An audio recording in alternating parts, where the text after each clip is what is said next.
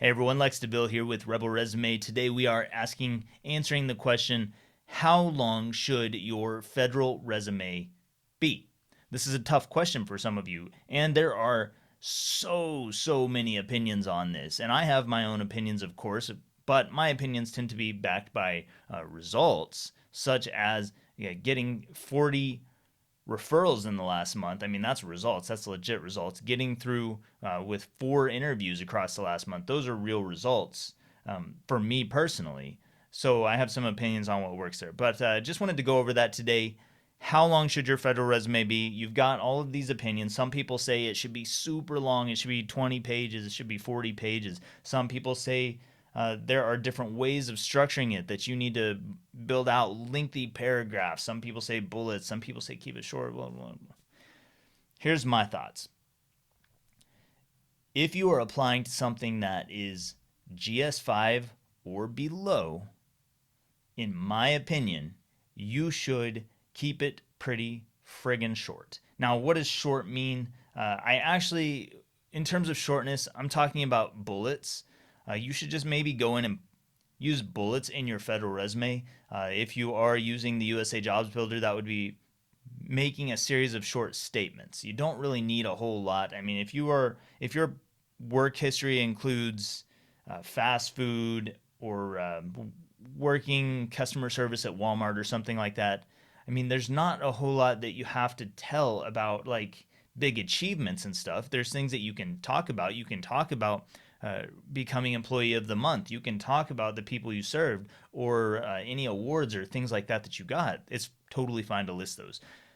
But overall, if you're applying to a lower level GS position, then it makes a lot of sense to keep it relatively short. Are hiring managers really going to look through all of this stuff? That would be a question I have. So I would want to keep it limited to bullet points. That's what I would do. And then I would probably limit how many positions I even talk about. I mean, maybe I've had 10 different restaurant jobs, but maybe I don't need to list all of those. Maybe I just need to list the current one plus the previous one that is applicable. That's just a thought. Whenever it comes to GS7 and up, now I'm going to be a bit more thorough, right? I'm going to talk about a little bit about my position, and then I'm going to have bullet points that actually are really focusing in on quantitative data, highlighting accomplishments, big numbers, achievements, things of that nature. So the way that breaks down in my resumes is usually I have a brief paragraph at the top of each job position, followed by a series of bullet points outlining the accomplishments, the skills, the things that I did, and how I made an impact within that role. There are other things that are going to increase the length of your resume, your federal resume. And some people talk about like 20-page resumes. Well, that's kind of due to the nature of the way USA Jobs Resume Builder breaks out. I mean, essentially each position that you list, each past job that you list is like a page. It's like a page long. Even if you weren't specifically trying to build it into a page, the way USA Jobs Builder structures it turns it into a page. So if you were to download your entire resume as a PDF, which you can do through the little application portal, you can download your submitted PDF, or you can download your USA Jobs resume as a PDF. It would list that out in a way that breaks down almost into a page of PDF for each job. So if you list 3 jobs, you've got 3 pages already. If you list that you got a degree, a college degree, that's a page. If you list a second college, that's another page. If you list some certifications, that's another page. So it all kind of breaks down into a page. Normally, this stuff doesn't necessarily need to fit onto a single page. On like a regular resume, you can maneuver it around and fit it onto a page.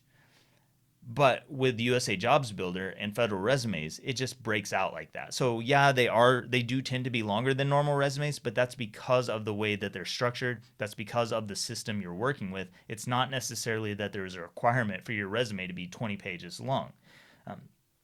So in terms of writing the bullets for job positions and things of that variety, GS5 and below, I think you could keep them relatively short, brief bullets, just highlighting the big main points of what you did and anything that you accomplished, major achievements. But then once you get to GS7 and up, you want to start getting more detailed. You want to start maybe having a paragraph at the top overview of the job, the role, and then you want to have that broken down into longer bullets describing the key points of what you did, what your accomplishments were, any awards, anything like that. And then if you get up to those upper echelons, GS 13, 14, 15, now you should probably have a pretty serious resume that's detailing all the things. Like, what are your major career accomplishments?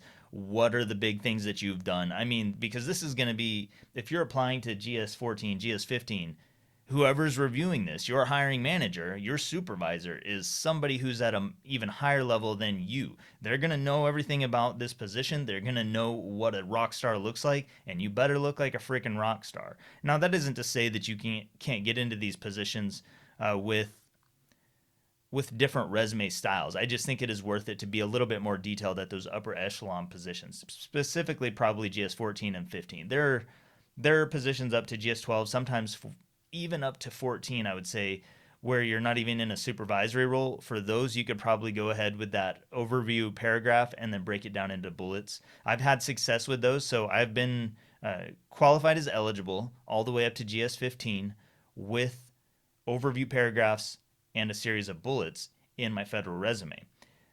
But did I get interviewed for GS 15? No, I did not. And did I get referred to GS 15? No, I did not. I have been referred as high as GS 13 at this point, but again, not interviewed for GS 13, only referred to that level. We'll see if anything like that comes in going forward, but that is my recommendation at this point. GS 5 and below, keep it simple. That's a basic mantra, right? Keep it simple and think about the type of people who are going to be reviewing those applications. They probably see a lot of turnover, so they probably aren't looking for anything major in terms of accomplishments. They're looking for reliability and dependability. Once you get to GS7 and up, you want to show a little bit of skill. You want to show that you've got something. You've got some competency. You've got some achievements at your back. You've got something, right, that makes you worth looking into, that shows that you're going to be someone who's going to show up, be able to do this job, and be worth hiring. And then upper echelon positions, 14s, 15s, probably really want to dig into the details, and you probably want to start slinging around some pretty big credibility and some major accomplishments, which you should have by that point if you are applying to those positions. Those are just my thoughts. Let me know your thoughts in a comment down below. Of course, if you need any help writing federal resumes, or if you want to talk about the interview process, mock interviews, anything like that, swing by rebelresumes.com. rebelresume.com. It's not resumes. But otherwise, just like and subscribe. I'll continue showing up here and sharing my thoughts and opinions on the federal hiring process, what's working for me, what's working for the people I'm working with, in order to get through with those resumes, getting to the referrals, getting to the interviews, and ultimately securing good federal positions, federal jobs that can become lifelong careers for you potentially. Thank you so much for watching. I'm Lex DeVille. I'll see you next time.